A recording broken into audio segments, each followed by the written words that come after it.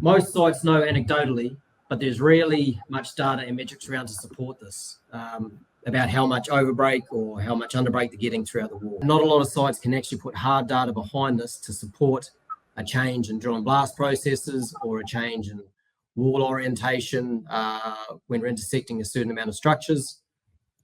So to be able to take this data that we collect in the field, process it and produce the reviews that we need in a fraction of the time compared to what we've historically done is a massive improvement. I guess the key outcomes is not only to improve safety and compliance to design, but feedback into that design loop where we can actually add true value to site. We can save money on sites and we can improve schedules.